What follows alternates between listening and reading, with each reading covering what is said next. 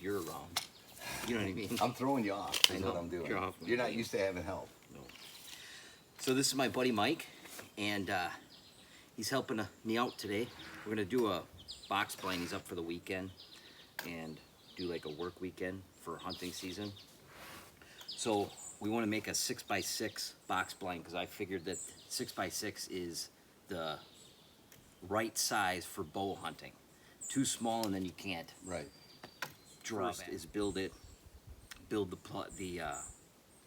Platform? platform, and then we're going to put elevator brackets. Oh, we're over here.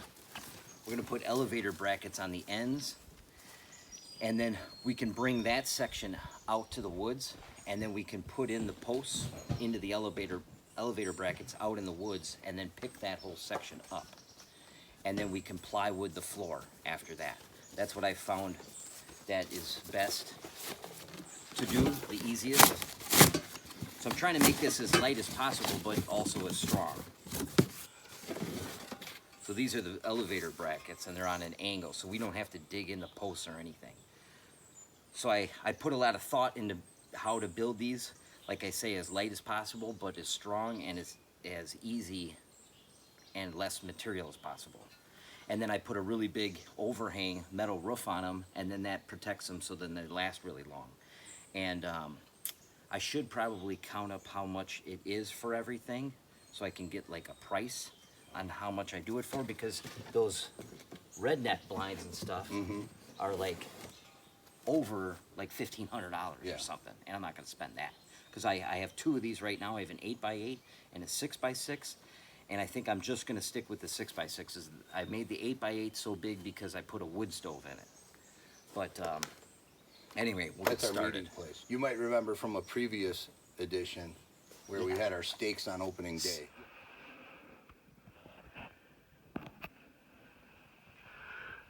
No, that's deer hunting.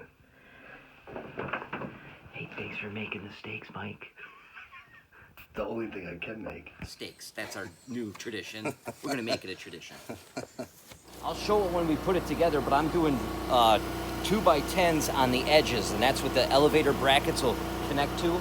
And then all my supports will be 2x8s, and those will be tied in to the 2x10s. So once we get it all together, it'll make sense. First, we gotta cut all these boards.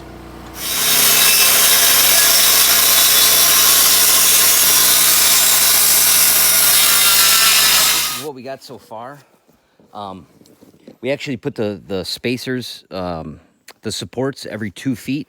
That way when I have a 4x8 sheet of plywood, and this is 6x6 now, we took off 3 inches off these boards to compensate for the 1.5 inches there and 1.5 inches there. These are 2x10s and these are 2x8s. So when I put my sheet on, when I flip this back over, that sheet will cover 4 feet this way, and it'll have a 2x4 foot chunk sticking out, which we will cut off, turn, and put here.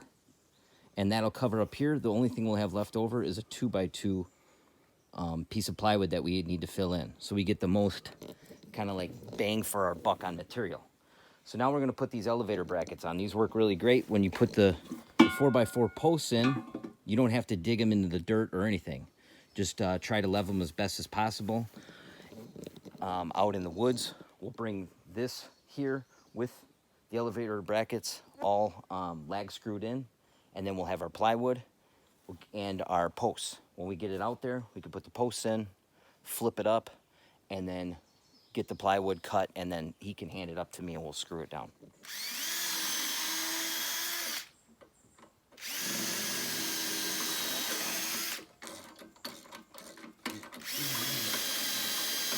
Smaller would be perfect. Yeah. I don't know why you don't have it. I'd be done with this already. Hey, you're lucky we don't have one of those hand crank drills, all right? I'm just saying, I got it in my truck. How's that last screw going, Mike? It's going. We also have to lag screw the posts when we put them in too. Looking forward to it, considering the impact sitting in my truck at your house that you said we didn't need. All I needed was underwear. He didn't need tools. Obviously. I got everything. Okay, so now we're building the walls. And what I'm doing is we have a 6-foot box for the floor. So I cut, instead of doing 6 foot for the bottom plate and the top plate, I did 3.5 inches short. So then if I do that on all 4 walls, I can actually interconnect them. So this one will be 3.5 inches short of being 6 foot. So then the next wall butts up against this one. And then you can nail it and tie it in together. So I kind of drew a little picture. A 6 foot by 6 foot floor. And if I cut my board 3.5 inches short, then this wall will come up 3.5 inches short. And then this wall will come up 3.5 inches short. And then this one will tie in. So they'll all be interconnected, and I can nail them when they're standing up, and it'll be strong and super easy to do. Then I'm gonna put a upright on both edges, and then how I figure out this one is I have to be 4 foot to the center of one of the uprights. So this is gonna be, figure out where my window is gonna be. So by doing it at 4 foot, my T111, we're going to use T111 siding, is a treated siding board, and we will paint that so they interconnect and they're 4 foot. So I'll always have a 4 foot support, so I can put one 4x8 sheet on the wall and then cut another sheet in half, and that'll do the rest of the wall and the rest of another wall. So in the end, we're only going to need 6 sheets of T111 to side the entire box blind. I'm gonna have it at 4 foot upright, and then I'm gonna back up whatever the width of the window is. So we'll have to figure out the width of the window, and then we'll put a support there, and then we can nail in that T111 board in that middle support, and then cut that window opening out. So it'll be super simple, and then we'll just figure out what height we want for bow shots. And gun shots, it doesn't matter. But you want to get a bow shot in case the deer is, 10 yards away. You want that window low enough to shoot. And the upper part isn't as critical.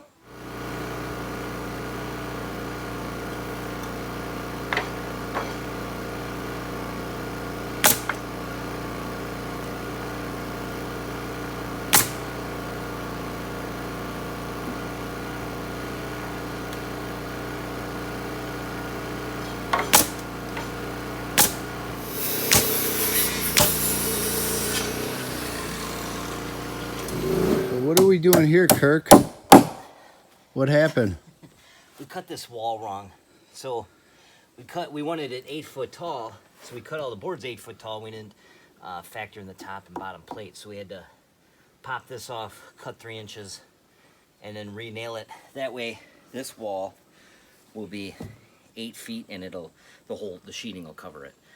So we have 3 walls that are 7 feet tall. And then we have the top plate and the bottom plate, so 7 foot 3 inches. And then one wall that's 8 foot tall. So if you looked at it from the side, and then you put the front wall on, and that'll be 7 feet. But you have one wall that's 8 foot, and 3 walls, the side wall, and this front wall, 7 foot. So then when you put the rafters on, that's how you get your slope. Super easy. And then when we sheet it, we'll just cut like a little triangle here to fill in that little gap. And we don't actually insulate. We haven't been insulating these at all. We haven't needed it. We haven't needed it, no, because all the insulation does is the bugs get in there, the mice get in there. When it's all open, they don't sit in there, or at least you can get the bugs out, and then the mice aren't in there. So little Mr. Buddy heater, it heats it up fine. And I've used single pane glass. The bad thing is that you have to scrape off. It's a lot of condensation on it, which is a pain. So we have a roll of paper towel in there to dry it off. But you really have to do it almost, every 15 minutes? Yeah, it's pretty constant. Yeah. So if you want to see, which kind of sucks, if you put heat in it. So I'm hoping these double pane windows that I got from a contractor that he tore out of a house, we won't have that problem.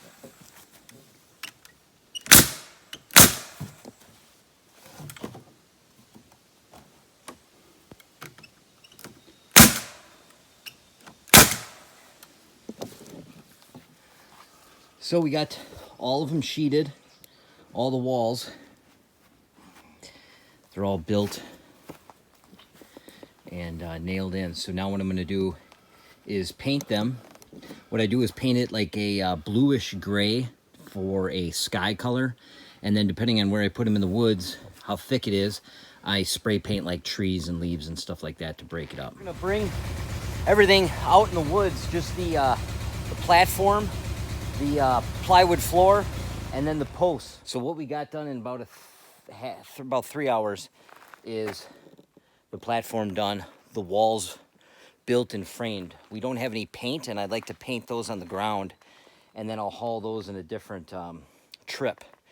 And me and my wife will have to put the walls up on top of it and get all that done. All aboard!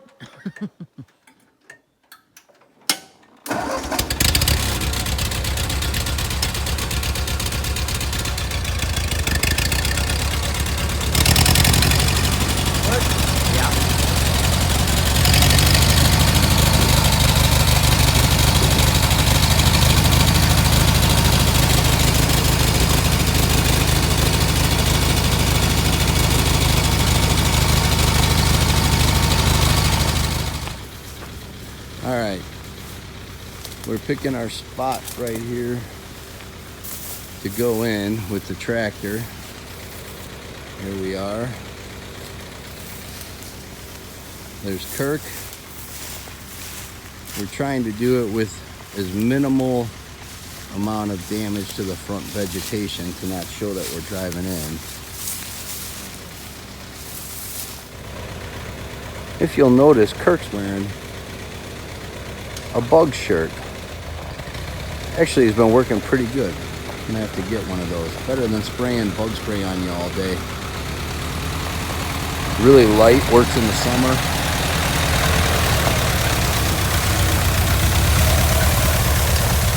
Here we go.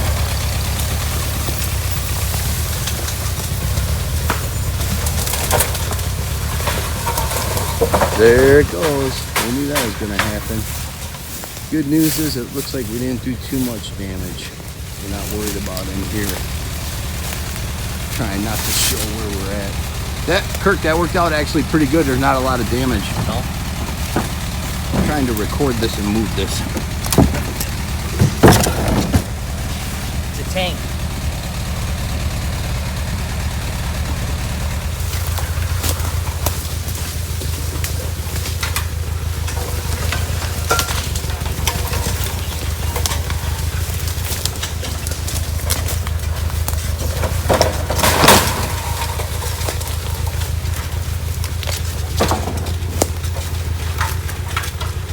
You'll see once we get there, we're actually not putting this stand very far off of a road.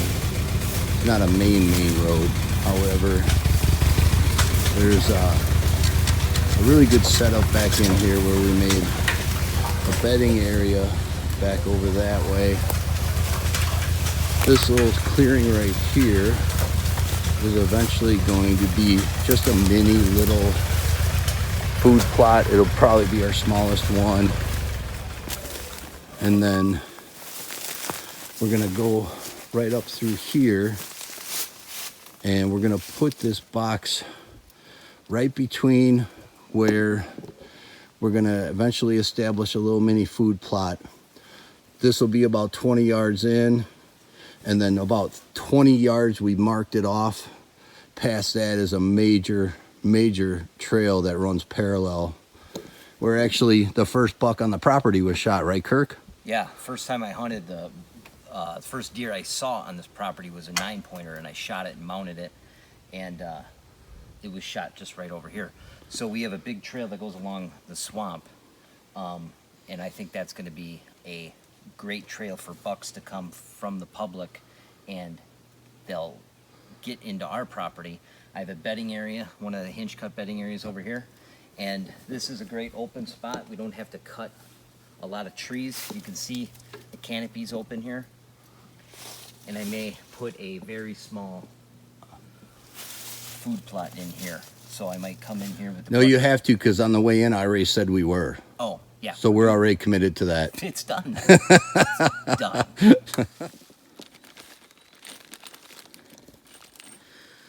So we found our spot. We're gonna put it right here. There's a couple, I think they're black spruce trees, and that'll provide cover in the when the leaves fall. You know, right now obviously it's very camouflaged in here. This is the thickest part of my woods, the front half of my land. We're gonna do a small food plot. This year I might even just take the brush cutter and brush hog that down, and then the stuff that grows up will hopefully be a little bit more palatable for the deer. And then behind this stand, 20 yards, have a lot of shooting lanes to cut through. But 20 yards away, there is a very heavily used deer trail that I cut in the first year I was here. And this curves around and then curves back and goes all the way to the public land. And then it goes to my bedding area. Hi, Allison. Hi, Michael. Hi, Jacob. This is what Dad does when he's up north.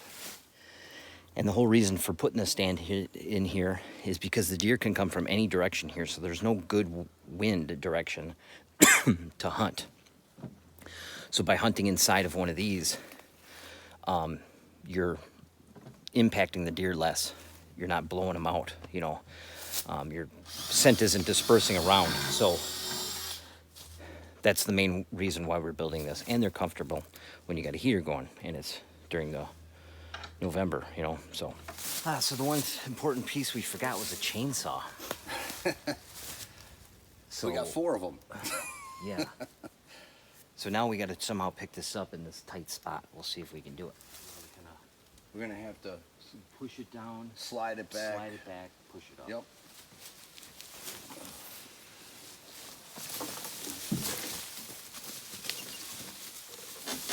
Oh, there we go. I'm on a hill. Okay.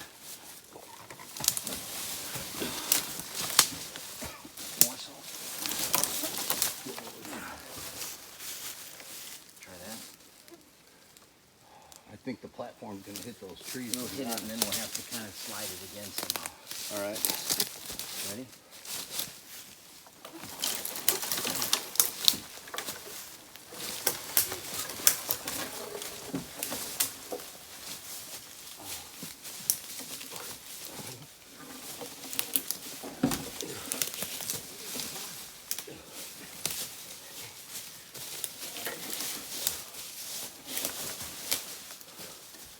We're up.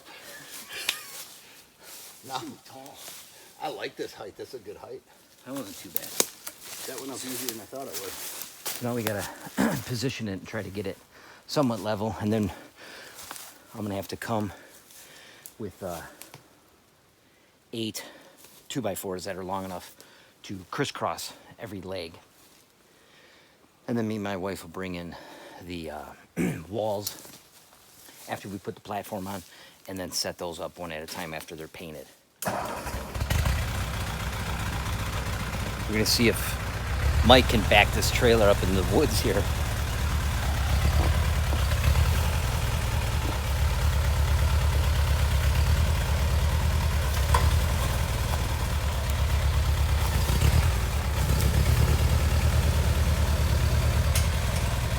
What am I'm hitting.